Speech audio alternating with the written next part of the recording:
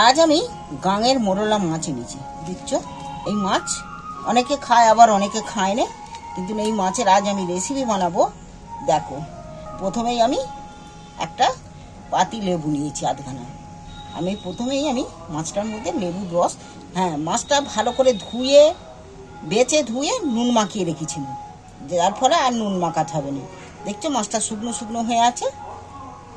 এবার আমি লেবুর রসটা মাখিয়ে নিচ্ছি।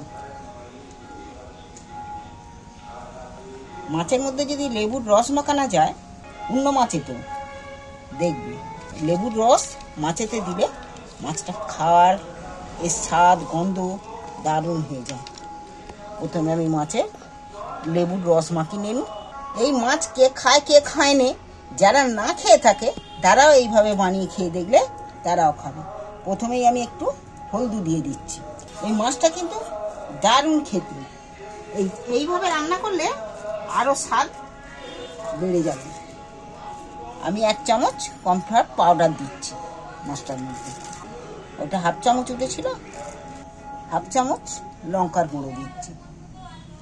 একটুখানি ধনে পাউডার দিচ্ছি 1/2 চামচ।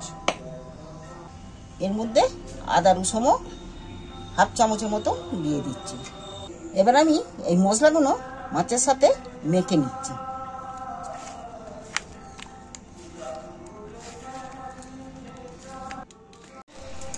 উনুনে কড়া বসিয়ে দিয়েছি, উনুন জেলে দিয়েছি। এইবার আমি একটু মাছগুলো ভাজার জন্য আমি একটু তেল একটু বেশি করেই ব্যবহার করছি। গরম হয়ে গেছে।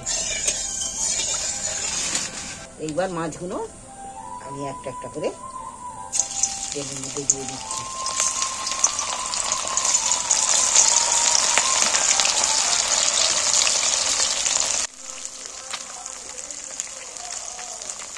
মাছগুলো আমি একটা একটা করে উল্টিয়ে দিচ্ছি।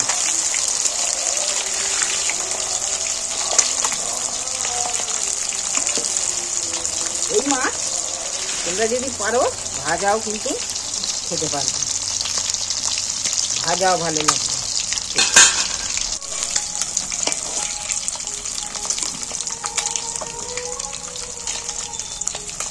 দেখো মাছগুলো, মাছের আওয়াজটাও কমে গেছে আর মাছ একদম মচমচে করে মাছ ভাজা হয়ে গেছে।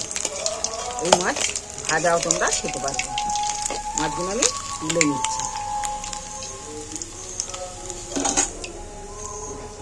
কেমন ভাজা হয়েছে। এবার বাকি মাছগুলো দিয়ে দিচ্ছে তেলের মধ্যে।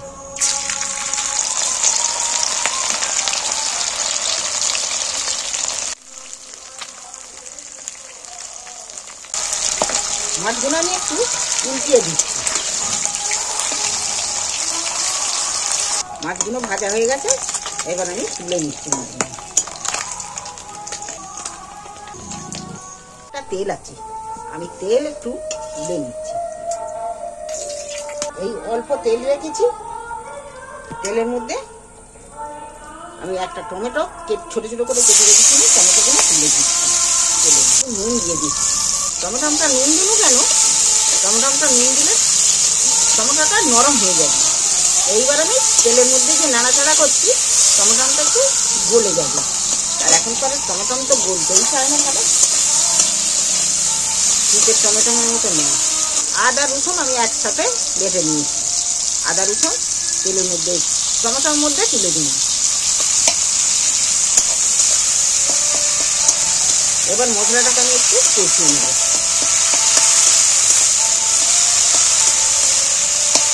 মশলা ধোয়া জলটা একটুখানি অল্প করে দিচ্ছি, শুকনো মশলা দেবো বলে, বাকি মশলাগুলো দিয়ে দেবো।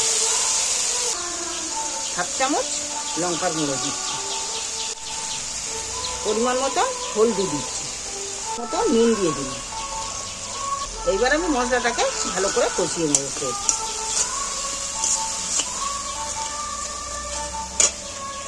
মশলা তেল ছেড়ে দিয়েছে, মশলাটা আমার কষানো হয়ে গেছে। এইবার মাছটা পরিমাণ মতো জল দিয়ে দিচ্ছি।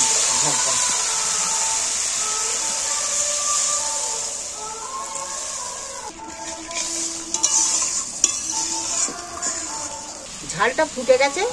এইবার আমি মাছগুলো ঝালের মধ্যে তুলে দিচ্ছি।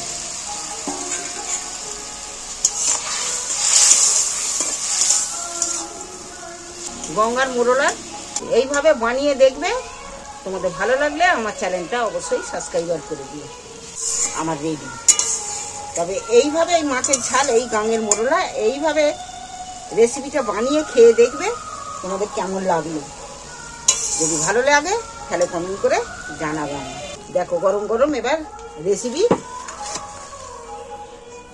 পরিবেশন করবে। চলো, কে খাবে চলে এসো।